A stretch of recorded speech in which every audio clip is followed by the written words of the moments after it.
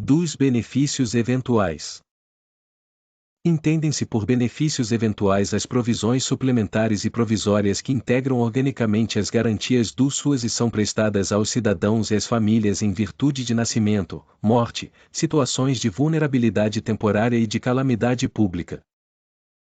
A concessão e o valor dos benefícios de que trata este artigo serão definidos pelos Estados, Distrito Federal e municípios e previstos nas respectivas leis orçamentárias anuais, com base em critérios e prazos definidos pelos respectivos Conselhos de Assistência Social. O CNAS, ouvidas as respectivas representações de estados e municípios dele participantes, poderá propor, na medida das disponibilidades orçamentárias das três esferas de governo, a instituição de benefícios subsidiários no valor de até 25% do salário mínimo para cada criança de até 6 anos de idade. Os benefícios eventuais subsidiários não poderão ser cumulados com aqueles instituídos pelas leis no 10.954, de 29 de setembro de 2004, e no 10.458, de 14 de maio de 2002. Dos serviços. Entendem-se por serviços socioassistenciais as atividades continuadas que visem a melhoria de vida da população e cujas ações, voltadas para as necessidades básicas, observem os objetivos, princípios e diretrizes estabelecidos nesta lei. O regulamento instituirá os serviços socioassistenciais. Na organização dos serviços da assistência social serão criados programas de amparo, entre outros. As crianças e adolescentes em situação de risco pessoal e social, em cumprimento ao disposto no artigo 227 da Constituição Federal e na Lei nº 8.069, de 13 de julho de 1990. As pessoas que vivem em situação de rua. Dos programas de assistência social. Os programas de assistência social compreendem ações integradas e complementares com objetivos, tempo e área de abrangência definidos para qualificar, incentivar e melhorar os benefícios e os serviços assistenciais.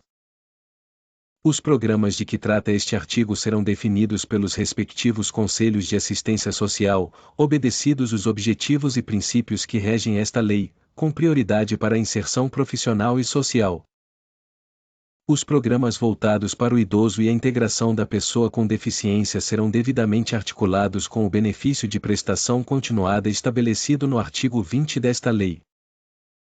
Fica instituído o Serviço de Proteção e Atendimento Integral à Família, que integra a proteção social básica e consiste na oferta de ações e serviços socioassistenciais de prestação continuada, nos CRAs, por meio do trabalho social com famílias em situação de vulnerabilidade social, com o objetivo de prevenir o rompimento dos vínculos familiares e a violência no âmbito de suas relações, garantindo o direito à convivência familiar e comunitária. Regulamento definirá as diretrizes e os procedimentos do PAIF. Fica instituído o Serviço de Proteção e Atendimento Especializado a Famílias e Indivíduos, que integra a proteção social especial e consiste no apoio, orientação e acompanhamento a famílias e indivíduos em situação de ameaça ou violação de direitos, articulando os serviços socioassistenciais com as diversas políticas públicas e com órgãos do Sistema de Garantia de Direitos. Regulamento definirá as diretrizes e os procedimentos do PAEFI. Fica instituído o Programa de Erradicação do Trabalho Infantil, de caráter intersetorial, integrante da Política Nacional de Assistência Social, que, no âmbito do SUAS, compreende transferências de renda, trabalho social com famílias e oferta de serviços socioeducativos para crianças e adolescentes que se encontrem em situação de trabalho. O PETI tem abrangência nacional e será desenvolvido de forma articulada pelos entes federados, com a participação da sociedade civil, e tem como objetivo contribuir para a retirada de crianças e adolescentes com idade inferior a 16 anos em situação de trabalho, ressalvada a condição de aprendiz, a partir de 14 anos. As crianças e os adolescentes em situação de trabalho deverão ser identificados e ter os seus dados inseridos no Cadastro Único para Programas Sociais do Governo Federal, com a devida identificação das situações de trabalho infantil. Dos projetos de enfrentamento da pobreza. Os projetos de enfrentamento da pobreza compreendem a instituição de investimento econômico-social nos grupos populares, buscando subsidiar, financeira e tecnicamente, iniciativas que lhes garantam meios, capacidade produtiva e de gestão para a melhoria das condições gerais de subsistência, elevação do padrão da qualidade de vida, a preservação do meio ambiente e sua organização social. O incentivo a projetos de enfrentamento da pobreza assentar-se-á em mecanismos de articulação e de participação de diferentes áreas governamentais e em sistema de cooperação entre organismos governamentais, não governamentais e da sociedade civil. Do auxílio inclusão. Terá direito à concessão do auxílio inclusão de que trata o artigo 94 da Lei nº 13.146, de 6 de julho de 2015, a pessoa com deficiência moderada ou grave que, cumulativamente, receba o benefício de prestação continuada, de que trata o artigo 20 desta lei, e passe a exercer atividade que tenha remuneração limitada a 2 salários mínimos, que enquadre o beneficiário como segurado obrigatório do regime geral de previdência social ou como filiado a regime próprio de previdência social da União, dos Estados, do Distrito Federal ou dos municípios. Tem inscrição atualizada no CAD único no momento do requerimento do auxílio inclusão. Tem inscrição regular no CPF, e atenda aos critérios de manutenção do benefício de prestação continuada, incluídos os critérios relativos à renda familiar mensal per capita exigida para o acesso ao benefício, observado o disposto no parágrafo 4º deste artigo. O auxílio inclusão poderá ainda ser concedido, nos termos do inciso 1º do caput deste artigo, mediante requerimento e sem retroatividade no pagamento, ao beneficiário que tenha recebido o benefício de prestação continuada nos 5 anos imediatamente anteriores ao exercício da atividade remunerada, que tenha tido o benefício suspenso nos termos do artigo 21-A desta lei.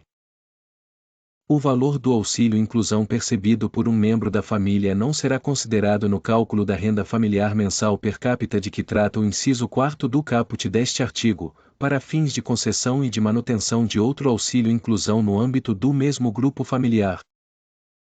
O valor do auxílio inclusão e o da remuneração do beneficiário do auxílio inclusão de que trata a linha A do inciso 1º do caput deste artigo percebidos por um membro da família não serão considerados no cálculo da renda familiar mensal per capita de que tratam os parágrafos 3º e 11A do artigo 20 desta lei para fins de manutenção de benefício de prestação continuada concedido anteriormente a outra pessoa do mesmo grupo familiar. Para fins de cálculo da renda familiar per capita de que trata o inciso 4º do caput deste artigo, serão desconsideradas as remunerações obtidas pelo requerente em decorrência de exercício de atividade laboral, desde que o total recebido no mês seja igual ou inferior a 2 salários mínimos, as rendas oriundas dos rendimentos decorrentes de estágio supervisionado e de aprendizagem. O auxílio inclusão será devido a partir da data do requerimento, e o seu valor corresponderá a 50% do valor do benefício de prestação continuada em vigor. Ao requerer o auxílio inclusão, o beneficiário autorizará a suspensão do benefício de prestação continuada, nos termos do artigo 21-A desta lei. O auxílio inclusão será concedido automaticamente pelo INSS, observado o preenchimento dos demais requisitos, mediante constatação, pela própria autarquia ou pelo Ministério da Cidadania, de acumulação do benefício de prestação continuada com o exercício de atividade remunerada. Na hipótese do parágrafo 2º deste artigo, o auxílio inclusão será devido a partir do primeiro dia da competência em que se identificou a ocorrência de acumulação do benefício de prestação continuada com o exercício de atividade remunerada, e o titular deverá ser notificado quanto à alteração do benefício e suas consequências administrativas. O pagamento do auxílio inclusão não será acumulado com o pagamento de benefício de prestação continuada de que trata o artigo 20 desta lei. Prestações a título de aposentadoria, de pensões ou de benefícios por incapacidade pagos por qualquer regime de previdência social ou seguro-desemprego. O pagamento do auxílio inclusão cessará na hipótese de o beneficiário deixar de atender aos critérios de manutenção do benefício de prestação continuada, ou deixar de atender aos critérios de concessão do auxílio-inclusão. Ato do Poder Executivo Federal disporá sobre o procedimento de verificação dos critérios de manutenção e de revisão do auxílio-inclusão. O auxílio-inclusão não está sujeito a desconto de qualquer contribuição e não gera direito a pagamento de abono anual. Compete ao Ministério da Cidadania a gestão do auxílio-inclusão, e ao INSS a sua operacionalização e pagamento.